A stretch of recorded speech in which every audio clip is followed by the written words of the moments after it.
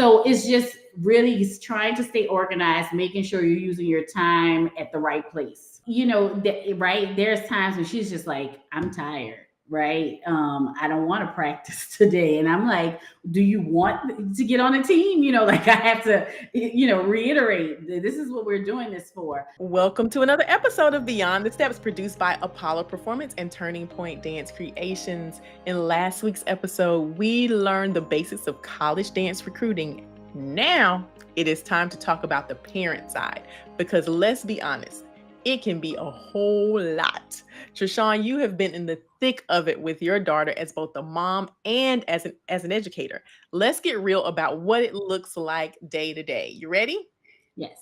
Right. I want to start here. So, what was the hardest part for you as a parent going through this process with your daughter? I know we touched on that very briefly in the last episode. Like, what was it that kept you up at night going, how are we going to do this? What was that thing for you? How are we going to manage going to all these schools with everything else we have on our plate? School, dance, competition, and being senior year. That was the biggest thing. Yeah, because life doesn't stop, right? Like everything continues. And even people that have multiple kids, those kids are equally as busy and still need attention and all the things. And so I could definitely see that. We talked a little bit earlier, Treshawn, about and that kind of definitely ties into this, because you're trying to stay in all these things and you're trying to go to homecoming. I saw that your daughter went to homecoming a few weeks ago, and she's also cheering, and you're trying to stay in all the things. You don't want their life to be necessarily totally different than all the other students in high school, but you also don't want to live a life of comparison, because she is living a different life. So we've talked about comparison, whether it's teams or offers or other dancers or whatever. How do you keep your daughter's confidence up, and especially when things get stressful? Few things. One, I feel like there's a school for everyone, right? It doesn't matter your abilities. There's a school for everyone, and you have to just stress that for your child. And I feel like for us, it's less stressful for her, only because I feel like we're walking our own path, so we're not really talking about what someone else is doing and where they're going. It's kind of like walking her own path. And I think that helps. But I know some parents want to compare, oh, this child went to this school, so we should go to this school. But I feel like if you walk your own path and know your skill sets, what dance teams fit you, right? Everyone wants to be on Ohio or LSU. But if you have never taken a hip hop class, well, maybe LSU is not the school for you. Or if turning is not your strong suit, maybe you shouldn't go to Ohio's clinic.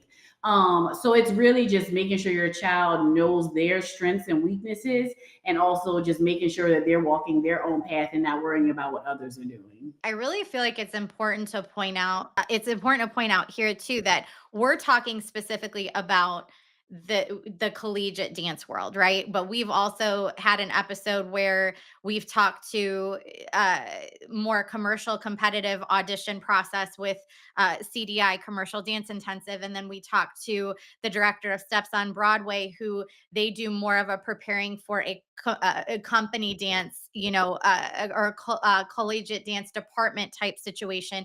That's very different than this. So this is specifically for collegiate dance teams, right? Where and that's the process for this. So the path you walk also depends on what the end goal is as well, which is really important. But I think it is also, Melissa, back to what you touched on earlier. These kids are still kids, and they're going through all the emotions of growing up and maturing, and very naturally comparison kind of creeps its way in there, especially with social media pressure added on top of all of that, right? So just keeping them grounded, I would imagine, would be so important, and just more focused on how do you teach that lesson? Like, what do you say to your daughter? So for us, it's really, it's really just having the conversation, really what's working for us, for her. And like, as you mentioned, she does cheer, she does track, she does all these things. We said we were going to step back some from competition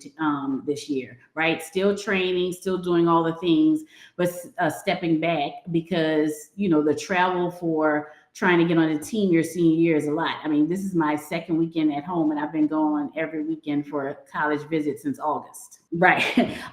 So it's just really just sitting down. Like you have to sit down and talk to them about a lot of things. You have to talk to them about recruiting. I mean, the recruitment process for dance team, the skill level is ever evolving, right? So you have to be realistic with your child. Some parents, have rose colored glasses on and they think their child is amazing, and every child is in their own right.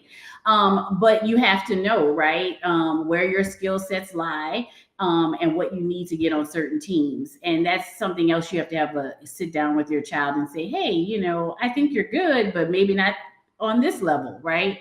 Or, you're stronger in game day than you are in hip hop. So let's focus here. So it's just constantly having those questions, those discussions. I feel like, Melissa, that's a common theme we've heard every time we talk about auditions is you have to have a really honest conversation with yourself about what your strengths are and what your goals are before you start this process so that you can clearly pursue that path, because there's so many different ways you could do something. So that honesty seems to be a common theme that we're finding with the audition, recruiting, tryout process, no matter which way you go. But that's a great segue into this next question, because I feel like parents already feel like they're juggling a million details. So what kind of system or tool has worked best for tracking all of this? The schools, the auditions, the communications from each school?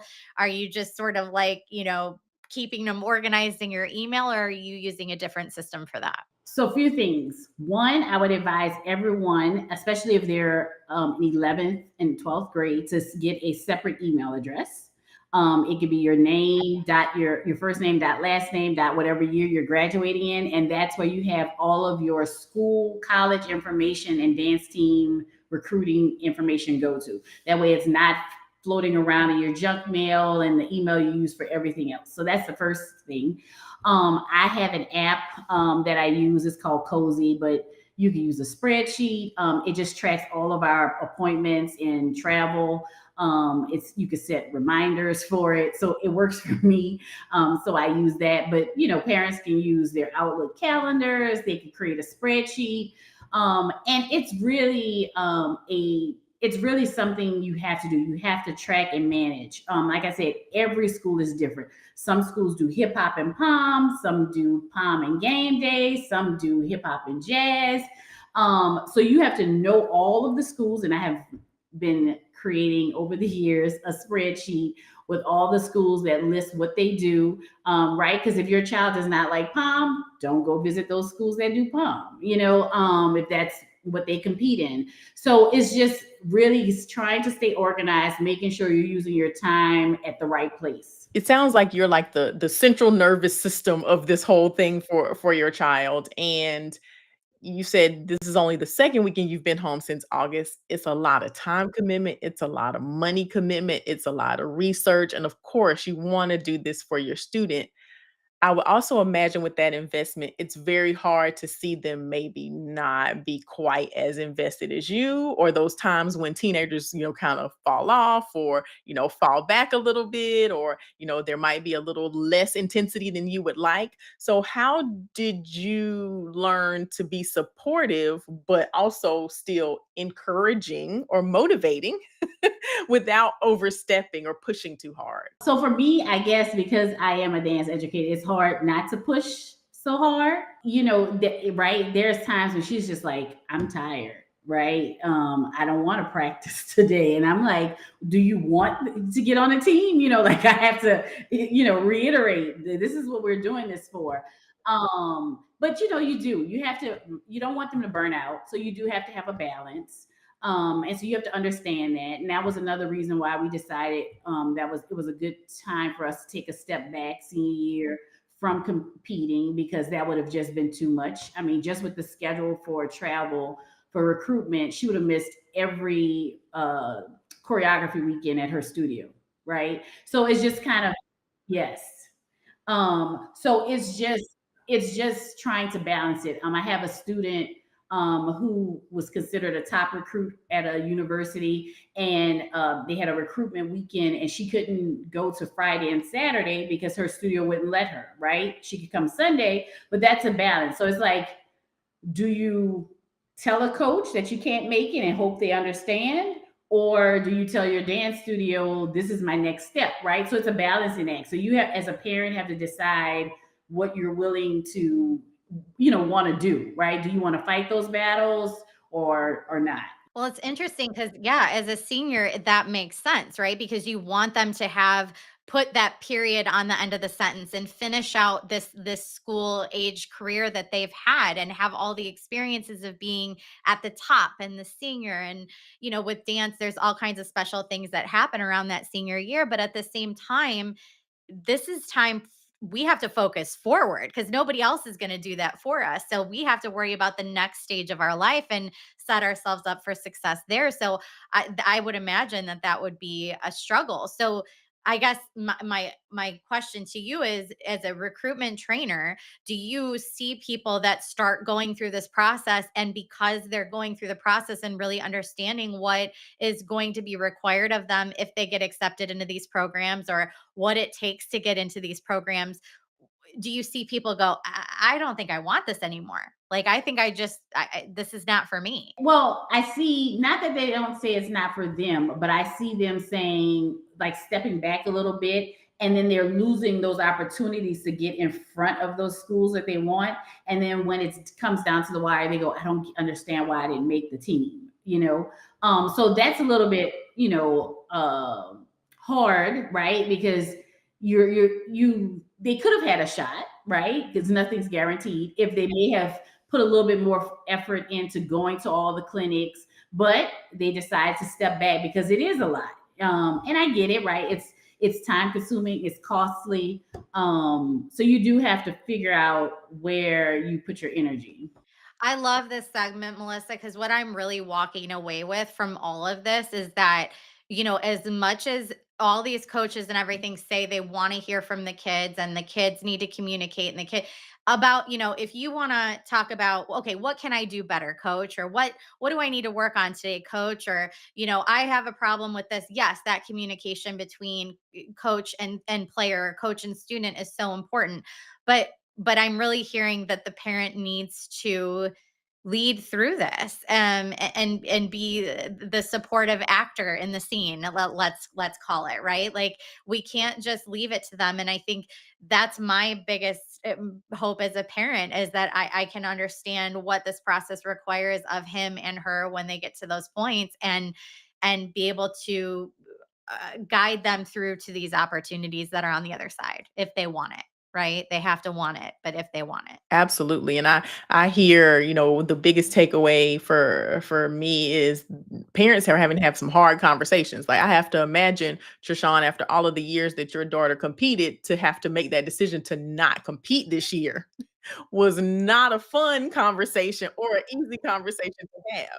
She said, no, not fun, not easy. Both of those in one. Yeah, I have to imagine that there was a lot of turmoil there, but also guiding that conversation and being courageous enough as a parent to have that conversation and understand that there was going to be some pain, some grief and loss there, but you had to also balance having her understand, like, the gain that was on the other side of that.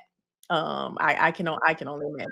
Kids are not always great about that. They're not always great at seeing down the road. They're right now. They're right now kind of people. Like, what is this fun right now? Is this good right now? And so getting them to think about longevity is tough for anybody that's not an adult, right? Like, why would they worry about it? So, yeah, so much great information, and I hope it was helpful for everybody out there watching as well. Lots of great information, like Bree said, lots of learning, lots of aha moments. And we encourage you to have even more of those by taking the free, yes, free Steps Initiative course. Please visit the website, apolloperformance.com, and take that course. There's lots of helpful information and resources around psychology, medicine and science, nutrition, gender equity, racism, sex abuse prevention, all of that there, and it is absolutely free. So please make sure that you are taking advantage of that resource. Treshawn talked about some of the apps that she used, the Cozy app, your Outlook calendar, all of that great stuff, using a spreadsheet, finding out all that stuff. Make sure that you check those out. And then you can also get in touch with Treshawn, who I'm sure you learned so much from today, at TLC Dance Experience on all of the socials. So please make sure that you find her there. Treshawn, I know every parent listening right now is nodding their head and so thankful for this information because it is such a balancing act. But I have to ask, what's on the other side of this, which is the coaches? So, what are they really looking for when they're scouting dancers? Like I want to know about that because I'm sure there's a lot. It is a lot. It is a lot. And it differs, but it is a lot. Yes. But we're going to solve that mystery and we're going to talk about all of that and more next week.